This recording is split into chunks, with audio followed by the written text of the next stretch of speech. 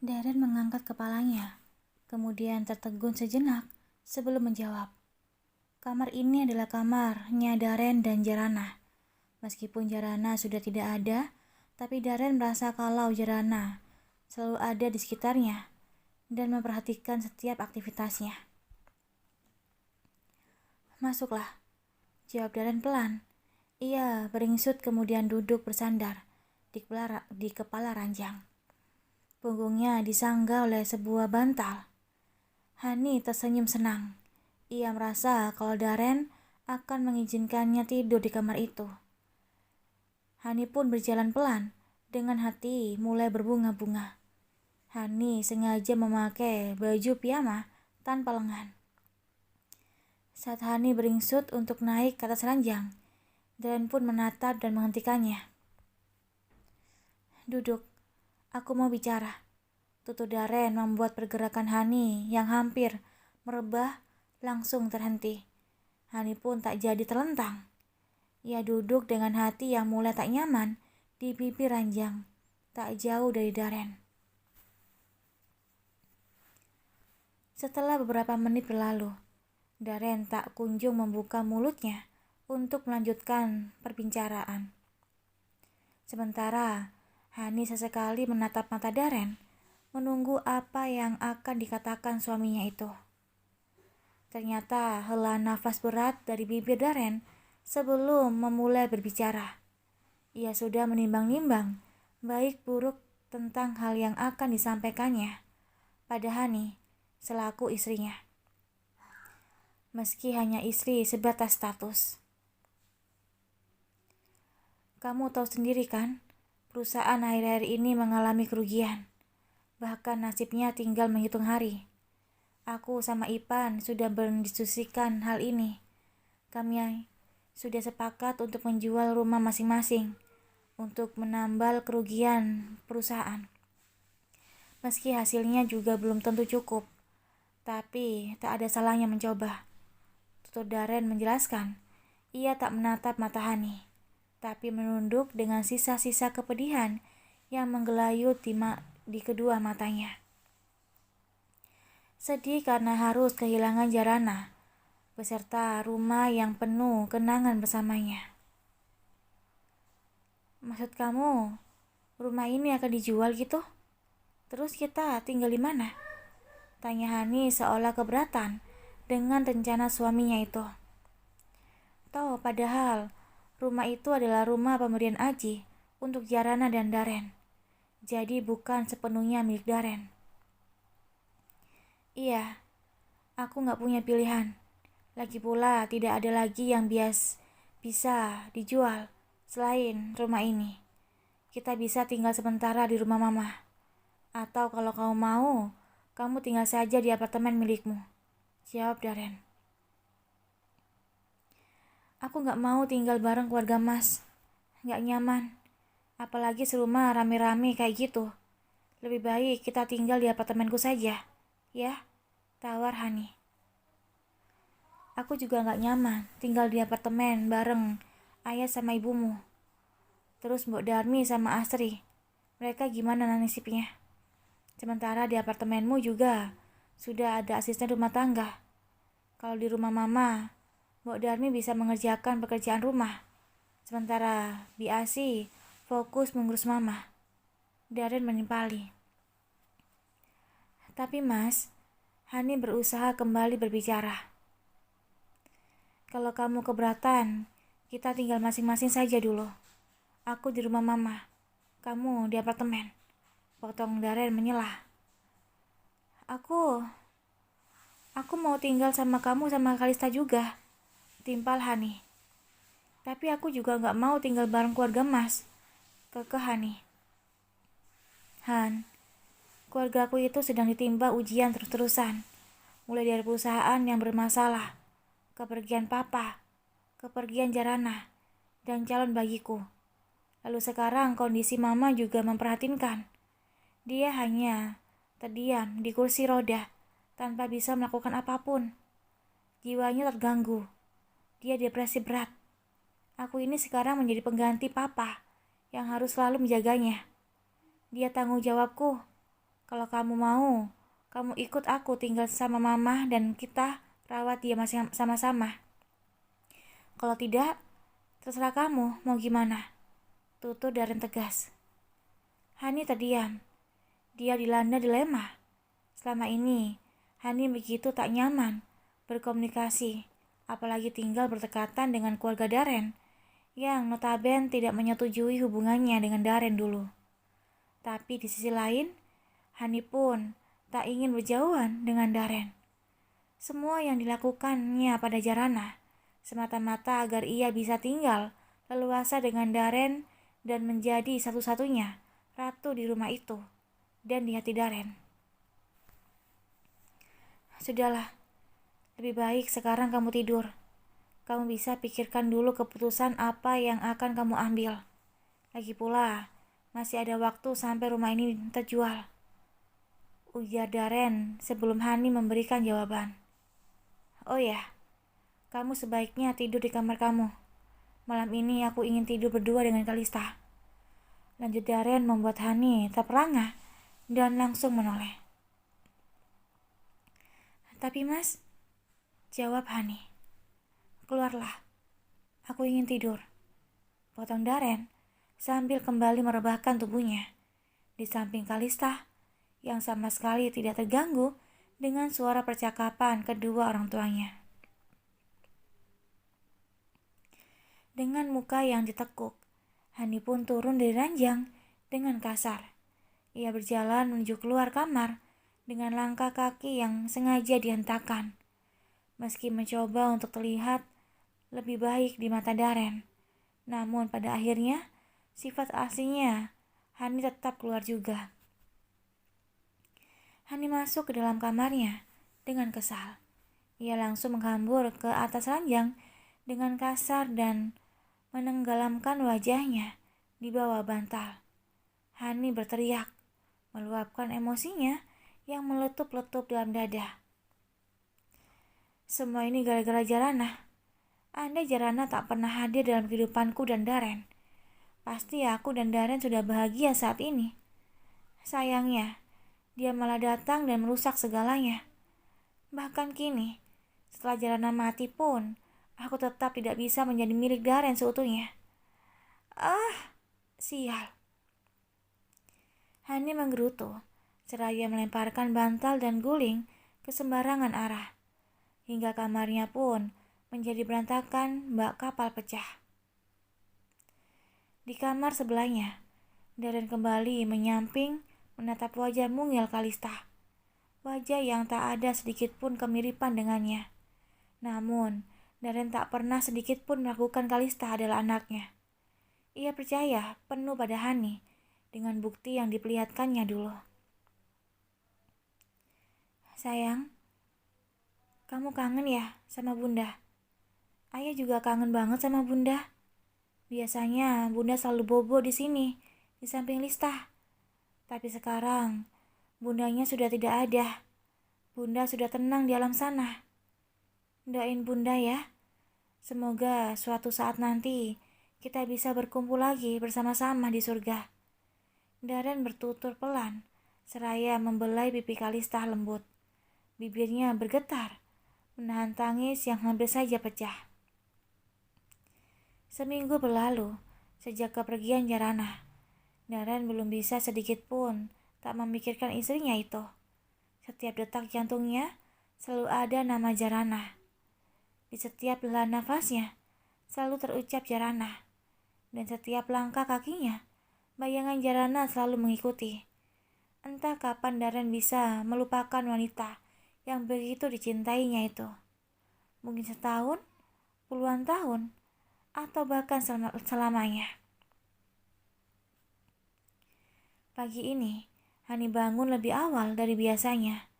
Kegigihannya untuk meruntuhkan hati Darren kembali bangkit setelah ia meyakinkan dirinya sendiri bahwa Darren suatu saat pasti akan luluh dengan kebaikannya. Dan jika sudah luluh, mudah untuknya meminta apapun, termasuk tak tinggal bersama keluarganya. Pagi mas, saat Hani melihat Darren keluar dari kamarnya. Mau dibuatkan kopi? Lanjut Hani tanpa menunggu respon Daren. Boleh, kopi hitam, jawab Daren sembari menutup mulutnya yang hendak menguap. Ia memang kurang istirahat semalam, karena Kalista beberapa kali terbangun dari tidurnya. Hani mengangguk, lalu berbalik menuju dapur, membuatkan secangkir kopi hitam untuk suaminya. Sementara Daren berjalan keluar rumah untuk menghirup segarnya udara pagi. Daren melakukan gerakan ringan untuk merenggangkan otot-ototnya yang terasa kaku di halaman rumah. Tiba-tiba saja matanya menangkap Bu RT yang sedang jalan pagi di jalanan komplek. Daren pun langsung berjalan cepat untuk menghampirinya. Pagi Bu RT, sapa Daren pada tetangganya itu. Pak Daren, pagi, jawab Bu RT ramah, seraya mengangguk. Maaf Bu RT, boleh mengganggu sebentar? Timpal Daren. Tentu saja, katakan ada apa? Barangkali ada yang bisa saya bantu? Jawab wanita berbadan tambun tersebut. Jadi begini, saya dengar dari Jarana waktu itu Bu RT suka jual beli rumah pada yang membutuhkannya. Daren memastikan sebelum berkata lebih lanjut. Oh iya benar Pak, memangnya kenapa? Siapa yang mau jual rumah? Tanya Bu RT penasaran. Rencananya, saya mau jual rumah ini Bu RT, jawab Daren lesu. Ada nada ketidakikhlasan saat Daren mengatakannya. Bu RT pun mendadak berubah sendu. Pasti berat ya Pak, masih tinggal di rumah yang penuh kenangan bersama Mbak Jarah, tebak Bu RT. Toh padahal Daren menjual rumah itu bukan karena ingin melupakan kenangan bersama Jarana. Daren pun hanya mengangguk. Ia merasa tak perlu menjelaskan lebih jauh alasan dijualnya rumah itu. Biarlah hanya Daren dan keluarganya yang tahu. Sementara orang lain biarkan saja menduga-duga sendiri. Baik kalau gitu Pak Daren, nanti saya coba tawarkan di grup komplek ini dulu, timpal Bu RT. Iya Bu RT, kalau bisa diusahakan cepatnya, sahut Daren. Siap, mudah-mudahan sebelum 1 minggu sudah ketemu pembeli yang cocok ya, timpal Bu RT. Akhirnya mereka pun membicarakan lebih lanjut tentang rumah itu, tentang harga yang ditawarkan, dan harga mati sampai tak bisa ditawar lagi. Setelah dirasa informasi yang diberikan cukup, Daren pun pamit untuk kembali masuk ke dalam rumahnya, sementara Bu RT kembali melanjutkan aktivitas jalan paginya. Habis ngapain sih Mas di luar? Kok lama? Tanya Hani yang sudah menunggu. Bahkan asap yang mengepul dari kopi hitamnya sudah tak ada lagi. Habis ngobrol sama Bu RT, kebetulan ketemu di luar. Jawab Daren sembari duduk kemudian menyesap kopi hitam yang tak lagi panas karena terlalu lama didiamkan. Ngobrolin apaan? Sampai lama gitu? Tugas Hani lagi. Ia sedikit kecewa karena kopi buatannya lama dianggurkan. Aku minta Bu RT buat jualin rumah ini. Katanya dia memang suka berbisnis jual beli rumah. Jawab Daren seadanya. Kamu beneran mau jual rumah ini, Mas? Secepat itu? Hani menatap mata Daren dengan dada yang mulai berdebar, tak karuan. Ia mengira Daren tak akan menjual rumahnya secepat itu. Bahkan Hani pun belum bisa memutuskan langkah apa yang akan ia ambil ke depannya. Daren menyimpan kembali cangkir berisi kopi hitam yang tinggal setengah, lalu menatap Hani nanar. Aku gak punya pilihan lain. Setidaknya aku sudah berusaha ikhtiar semaksimal mungkin untuk menyelamatkan perusahaan. Selanjutnya mungkin aku juga akan menjual mobil milikku. Aku bisa mencari mobil bekas yang harganya di bawah 50 jutaan. Jawab Daren membuat Hani semakin tercengang. Separah itu kah mas? Tanya Hani dengan mata melebar. Iya, mungkin bisa lebih parah. Aku terancam tak punya apapun lagi. Apa kamu masih mau jadi istriku saat aku benar-benar tak memiliki apa-apa nanti? Daren berbalik bertanya pada Hani. Aku, aku, tentu saja. Kamu kok nanyanya gitu? Hani tersenyum kikuk. Ia selalu ragu dengan perkataannya sendiri. Meski cinta Hani pada Daren bukan semata karena harta, tapi Hani pun tak pernah bercita-cita mempunyai suami yang benar-benar tidak memiliki apa-apa. Aku siap-siap dulu. Tutur Daren bangkit dari duduknya, kemudian berjalan menuju kamarnya. Hatinya selalu mencelos setiap kali masuk ke kamar itu. Bayangan Jarana selalu saja berkelebat dan membuat Daren kembali dilanda kesedihan luar biasa. Daren sedikit telat sampai di kantornya.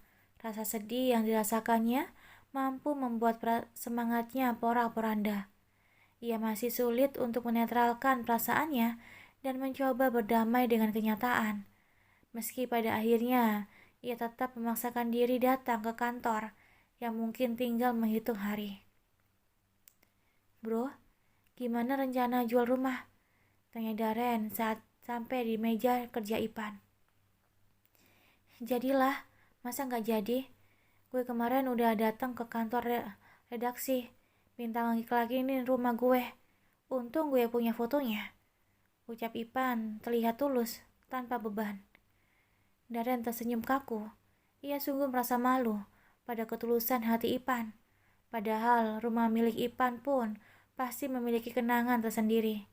Apalagi rumah itu memang hasil kerja kerasnya selama ini. Woi, malah bengong. Ipan menepuk lengan Daren yang bersandar di meja kerjanya. Daren pun langsung tersadar. Ah, enggak. Gue juga udah minta Bu RT untuk bantu ngejualin rumah gue. Semoga aja cepat laku ya, jawab Daren. Amin, tim Ipan menimpali. Oh ya, sekalian tolong jualin mobil gue dong. Lo kan punya grup komunitas pecinta mobil di medsos lo. Lumayan kan kalau laku 500.000. Buat nambah-nambah, lanjut Daren. Terus lo gimana? Zaman sekarang kendaraan itu seperti kaki. Kalau nggak punya kendaraan, lo nggak leluasa berpergian. Ipan nampak tak setuju dengan perkataan Daren. Gue bisa beli mobil bekas yang murah untuk sementara. Pasti banyak kan? Yang penting masih berfungsi dengan baik. Timpal Daren seolah sudah yakin dengan keputusannya. Ipan terdiam sejenak. Sesaat kemudian, dia pun mengangguk meski dengan berat hati. Ipan tak menyangka jika sahabatnya yang dulu begitu royal dan hidup serba bercukupan, kini harus ada di titik terendah hidupnya. Sampai harus jual rumah dan mobil. Oke deh, lo tolong urus ya. Daren menepuk pundak Ipan, lalu berjalan menuju ruangannya. Tepatnya, ruangan yang dulu ditempati Aji. Meskipun pikirannya masih begitu bercabang ke berbagai hal, tapi kali ini Daren berusaha fokus untuk menyelesaikan pekerjaannya satu persatu sampai tuntas. Daren pun mulai menyalakan komputer dan mengambil beberapa berkas yang menumpuk di atas meja.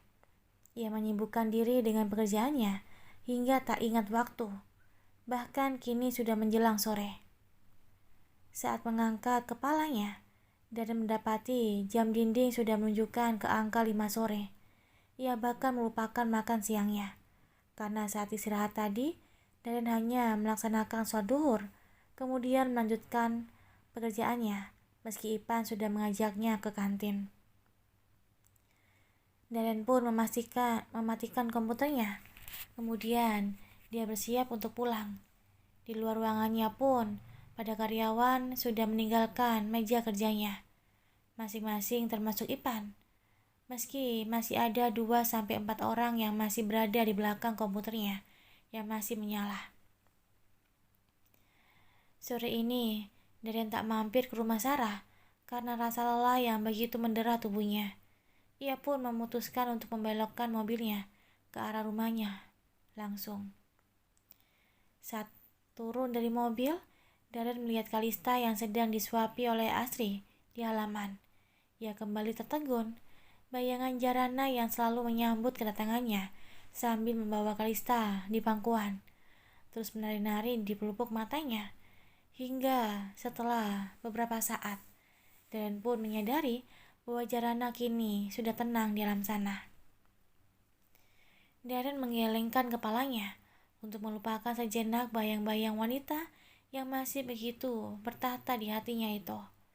Ia pun lantas melanjutkan langkahnya menuju teras rumah. "Hai cantik, lagi maam ya?" Darren menyapa Kalista yang duduk di kereta dorong bayi, kemudian mencium puncak kepala anaknya itu pelan. Sementara di sampingnya, Astrid berdiri sambil memegang mangkuk berisi nasi tim yang sudah dimasak beserta sayur dan daging. Kalista yang melihat kedatangan sang ayah begitu bahagia. Bahkan bayi berusia 8 bulan itu terdengar berceloteh ria sambil bertepuk tangan. Kedua tangannya direntangkan seperti memberi isyarat pada Darren untuk memangku dirinya. Namun, karena Darren masih belum mandi dan mengganti bajunya, Darren pun mengurungkan untuk memangku putrinya itu. "Ayah mandi dulu ya sayang, nanti kita main bareng ayah," tuturnya mengecup puncak kepala Kalista. "Kamu lanjutin, aku mau masuk dulu," tutur Darren berganti menatap Asri dengan wajah dingin tanpa senyuman di kedua sudut bibirnya. Asri pun mengangguk, lalu kembali menyuapkan nasi tim ke dalam mulut Kalista yang sudah kosong. Sore ini Hani pulang setelah azan maghrib berkumandang. Ia langsung masuk ke dalam kamarnya. Wajahnya kusut dan kuyuh. Dia memang sibuk sekali akhir-akhir ini. Semua ini gara-gara Bian. Ia sibuk mulu di luar kantor. Sampai gue harus pegang sebanyak hal. Tapi gue penasaran, itu anak ada keperluan apa sih? Nyampe jam tiap hari masuk kesiangan. Terus pulang cepet-cepet. Ditanya malah bilang gue menyampuri urusan pribadi dia. Padahal kalau kayak gini, merembet ke gue juga kan akibatnya. Hani menggerutu dalam hatinya. Ia tak langsung masuk ke dalam kamar mandi. Ia merebahkan tubuhnya sejenak, mengusir penat yang begitu melengket. Tak lebih dari 10 menit, terlentang di atas ranjang dengan kedua tangan merentang. Hani pun baru teringat kalau ia harus menemani Darren makan malam. Bukankah itu tujuan pulang cepat hingga tak lagi sempat nongkrong bersama teman-temannya? Memaksakan diri, akhirnya Hani bangkit lalu melangkahkan gontai ke kamar mandi. Ia membasuh seluruh tubuhnya hingga rasa segar begitu langsung terasa. Setelah itu, ia pun berdandan tipis dan mengenakan piyama tidurnya. Hani keluar dari kamarnya dan langsung menuju ruang makan. "Makan malamnya sudah siap, Mbok?" tanya Hani pada Mbok Darmi. Kedua matanya tertuju pada meja makan yang masih kosong. "Ini baru mau disiapin, Mbak," jawab Mbok Darmi sambil memindahkan opor ayam ke dalam mangkuk kaca, lalu menyimpannya di atas meja. Mendoan yang masih hangat dan tahu goreng juga Mbok Darmi angkat dari serokan, kemudian meletakkannya di atas meja. Malam ini cuma itu menu makan malamnya. Mbok Darmi sempat mendengar tentang perusahaan yang sedang tidak baik-baik saja. Ia pun memutuskan untuk tidak terlalu banyak memasak, agar bisa membantu sang majikan untuk mengirit pengeluaran. "Cepat sajikan, aku mau panggil Mas Darren," ditahani pada Mbok Darmi yang sedang mengambil piring dan gelas dari rak. Hani pun langsung berlalu ke dalam kamar Darren, mengetuk pintunya, lalu membukanya perlahan. Seperti biasa, Darren sedang termenung di atas sajadahnya, meski tangannya tak lagi memegang ayat suci Al-Quran. Tapi dia masih betah berlama-lama duduk di sana.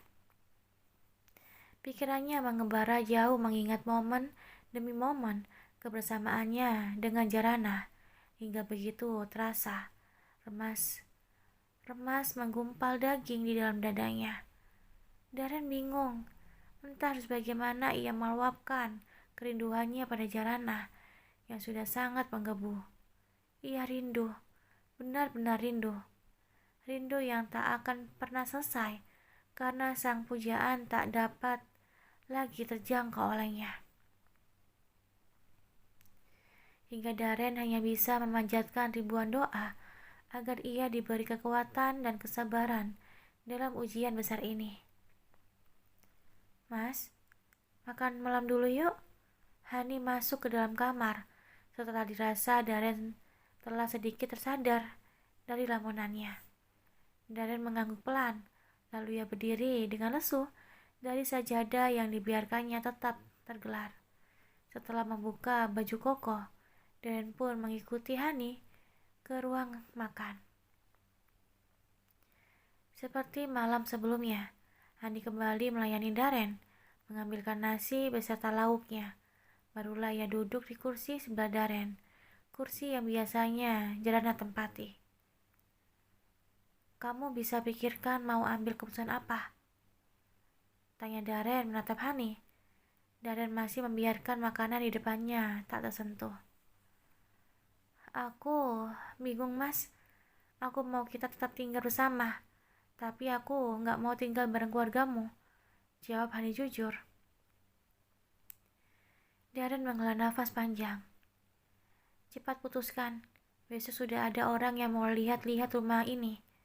Aku terserah kamu, tapi Kalista akan tetap tinggal bersama aku dan keluargaku, timpal Darren. Mas, kok kamu gitu sih? Kalista juga kan anak aku juga mau tinggal sama dia. Hani bertutur dengan ketus, kembali ke sifat aslinya, meski berpura-pura keras apapun.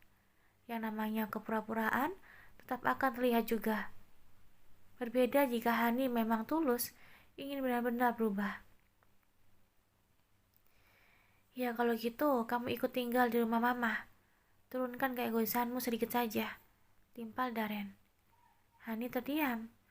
Ia membayangkan betapa tak nyamannya ia tinggal di rumah keluarga suaminya itu dan melakukan segala aktivitas di sana. Namun ia memilih diam. Saat ini, ia sedang tidak ingin berdebat dengan Darren yang kondisinya bahkan terlihat masih memprihatinkan. Lebih baik kamu makan dulu, mas. Ditahani yang juga mulai menyuapkan makanannya. Besoknya, sesuai janji dengan Bu RT, pagi-pagi orang yang berniat membeli rumah Darren sudah datang. Ia datang ditemani Bu RT sebagai perantara. Silakan dilihat-lihat dulu, ujar Darren pada seseorang laki-laki berusia 40 tahunan.